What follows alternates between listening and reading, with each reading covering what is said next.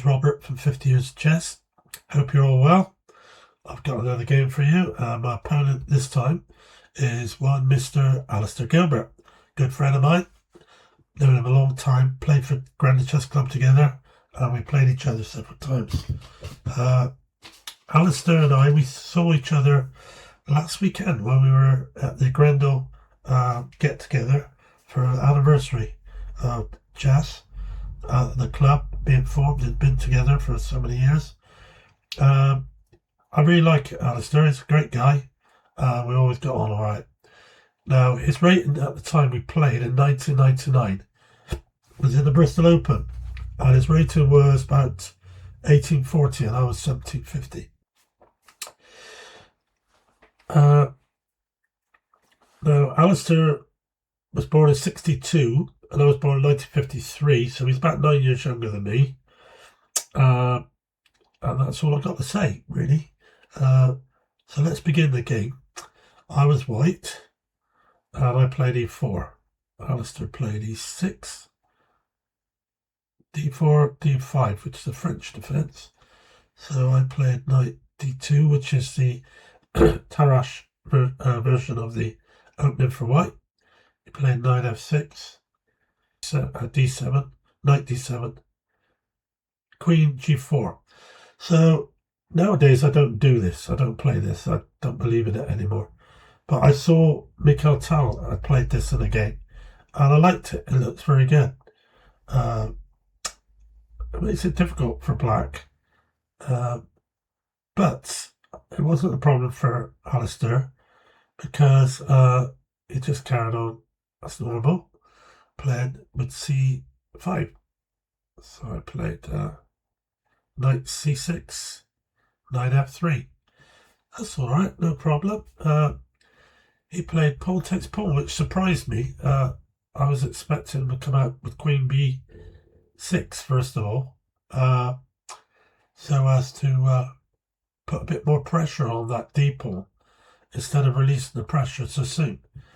But I think Alistair must have thought it was his birthday here, because I should simply have just played c takes d, but I didn't. For some reason, I played knight takes d, which immediately lost me the e pawn, my most important pawn on the board. So, after being very disappointed that I did that, I played queen g3, and he played knight takes knight, pawn takes knight, knight g6, so that he could get his bishop out and castle. So I played bishop d3, and he played bishop d6. Now, this is going to be very difficult for me, but it's not the end of the world. I'm only a pawn down. If I can play accurately and not lose any more material, I might have a chance. But so I had to play queen f3. He played bishop d7. He's carried on with his development. I played knight b3 in case he came out with queen to b6, hitting the two pawns, so that should I move the bishop, black square bishop, he could hit the b and the d pawn at the same time. So he played b6, b to d2, bishop b2. He played rook c8. Now I should have immediately challenged that rook with my own rook, but I didn't. I played bishop a6.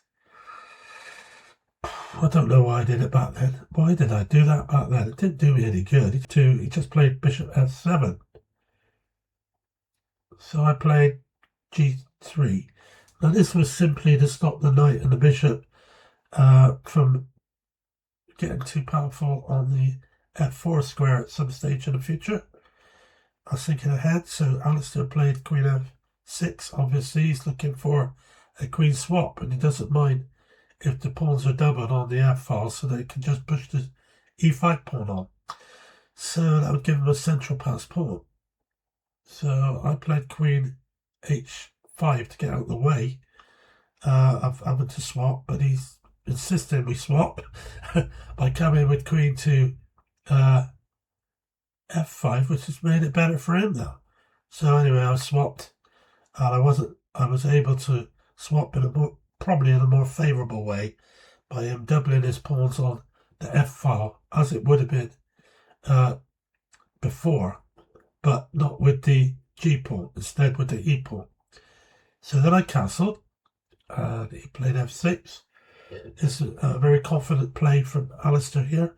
He wants to play his king to king to f7, and then bring the other rook across. So I played rook c1 at last to challenge that rook, and immediately swapped it. And I retook with a knight. Why did I do that? Don't ask me. I don't know. I don't know what I was doing back then. So I took with a knight, and he played king f7. Again, I played bishop b7. Obviously, I'm attacking the pawn on d5, but after he played knight to e7, it's made this move look silly. So anyway, I went back to a6 with my bishop, and he went knight to c6, attacking the d pawn, which I had to defend with my bishop on e3, and then Alistair went into a4. So it's attacking the bishop, so I played bishop to b7. What the heck am I doing playing there? He's only got to play rook b8 and the bishop's gone. Fortunately, I got a3, but it's going to cost me another pawn. I'm already one pawn down. So he's gone rook b8, the bishop's gone, so I attacked his knight. And he played rook takes bishop. He did the right thing. Rook takes b7. A takes b4. Bishop hitting the rook on f1. Rook to d1, and then bishop takes pawn on b4. So 2 pawns down now. It's getting worse. So I got knight a4, attacking the bishop. He's retreated it to d6. And then I put my knight on a decent square on c3, hitting the e pawn on e5, which he's defending with his bishop on c4. So the plan is to play b3 and kick the bishop from that square, c4, so that I can then take that pawn. But he has got bishop d3, and I'd have to move my rook, I suppose. b2, something like that. But then he could go on bishop e4. Yeah, I don't see as I can get that pawn. So he's gone bishop b4, attacking the knight. And I moved the knight to a4. Bishop b3. Attacking the knight again, so I had to go back. And he's pushed his pawn on to b5. This is a good move because he's now looking to play a5, a4, a3. I can't go pawn takes pawn because the bishop takes knight on f3. Then a2, hitting the rook. And it's marching that pawn all the way at the board without any way of stopping it. So I had to do something. So I thought I'd bring my king across. If I could get to d3 before he gets that pawn to a3, then I can go pawn takes pawn, bishop takes pawn. Because he won't be able to go bishop takes knight because my king will be on d3. So a5, e2, a4, king d3, drop the bishop back. So I played rook a1, so that if he did push this pawn on the b4, I can then go knight takes pawn on a4. King e6, h4. Then he played bishop c4. King c2, rook c7. So he's got an x-ray attack on my king with his rook. Should I move the knight? He can move his bishop and probably pick something up. And he's also threatening to kick it out the way anyway with b4. But I can't take that pawn on a4, so he can't do it yet. So I attacked his rook with bishop f4. Rook c6. King e2. King e7. King back to c2. rook e6 to come in there on that file. So I've got to play the bishop back. It's the only thing I can do. He's played bishop to c7, which is a threat of pushing a pawn on in a minute.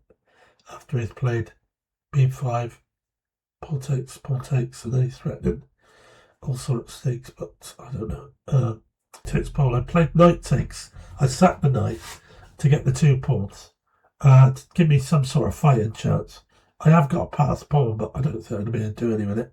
I won't have time, because immediately Alistair's brought his rook across to a6.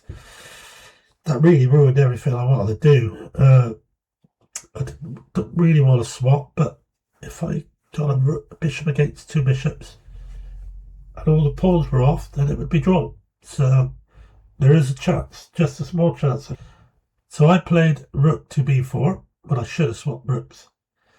And again, he's offered me a rook swap, and I refused it, and I should have, because he's now got bishop b3 check, and bye-bye rook on a4. How silly of me. I'd lost 1 pawn, lost another, now I've lost a rook. That's enough for me. I resigned, because I really was not playing well at all. And I can't believe I played chess like that once upon a time, but there you are, I did. But no getting away from it. Alistair played pretty faultless, didn't do anything which I wouldn't have done on a good day. So well done to Alistair, and I hope you enjoyed it as much as he did. Right, thanks for watching. I'll bring you another game very shortly, actually. I've got one ready for you. So bye for now then. I'll see you soon. Cheers.